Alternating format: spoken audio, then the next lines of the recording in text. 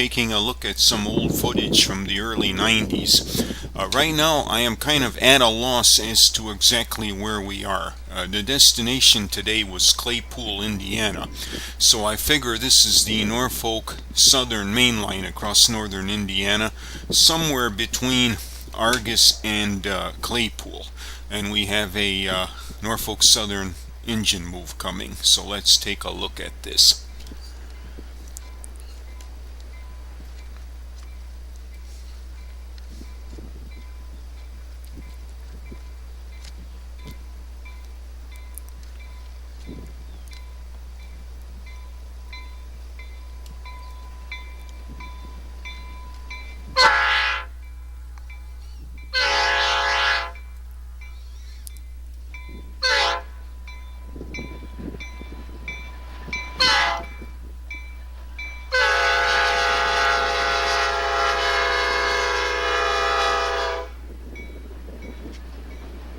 Wow, weren't them horns something?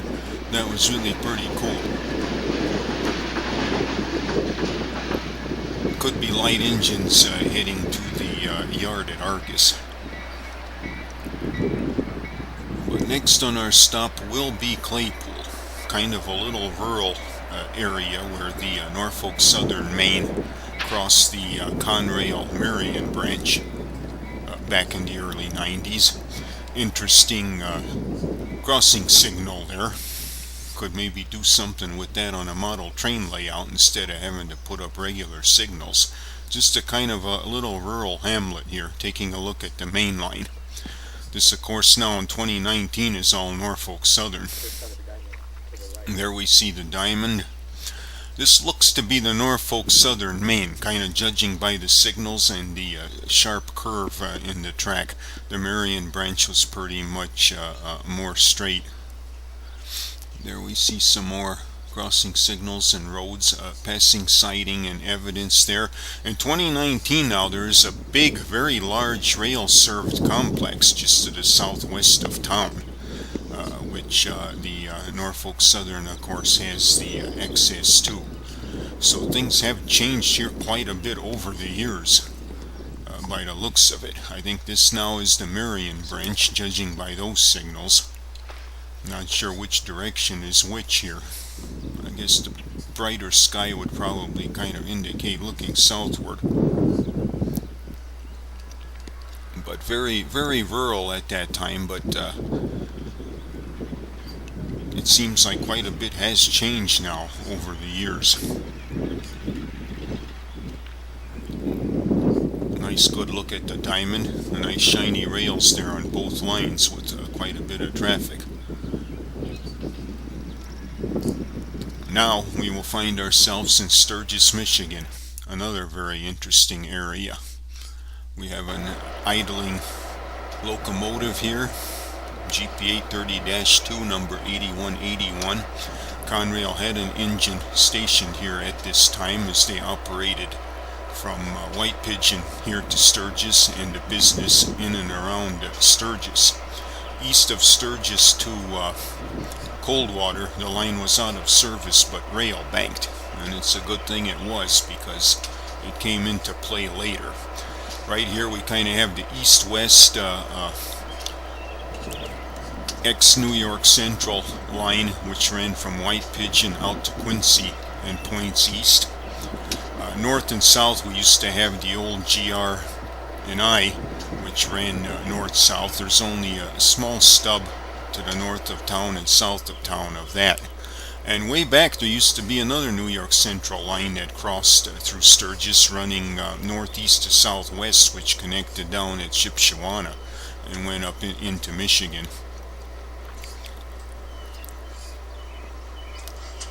This is looking southward on the north-south line. Kind of looking at some of the area structures. I believe a lot of these have since been torn down. Used to be a bit of a Y there.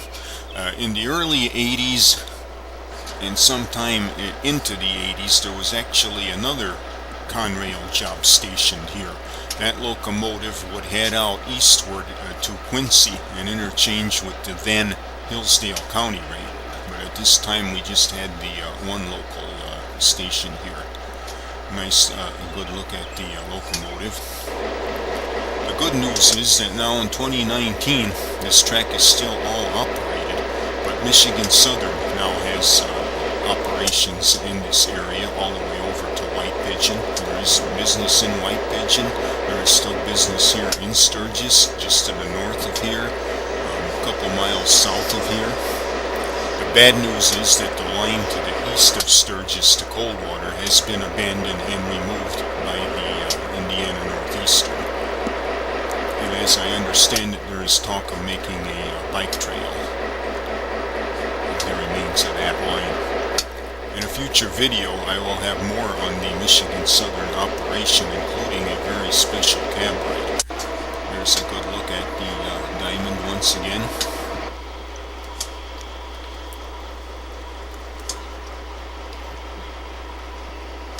Conrail did not operate this much longer after this video was shot because Michigan Southern was coming onto the scene shortly thereafter. There we see a siding with some freight cars. I believe that is the east-west line looking west from the diamond. Passenger business car.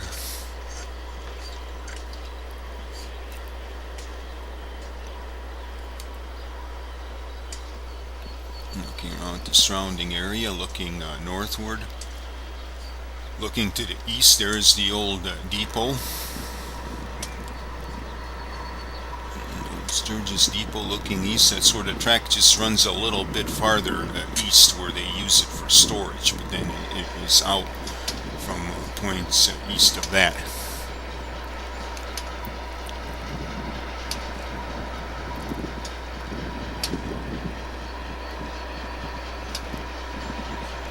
Caboose, little freight office.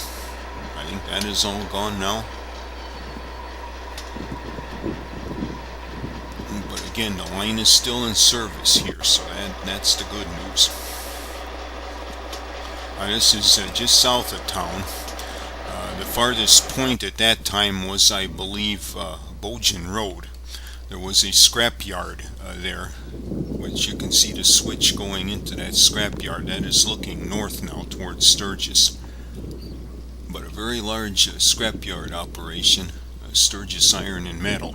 I believe that is all vacant now, but there is another industry that appears to be new just south of here, south of Bojan Road.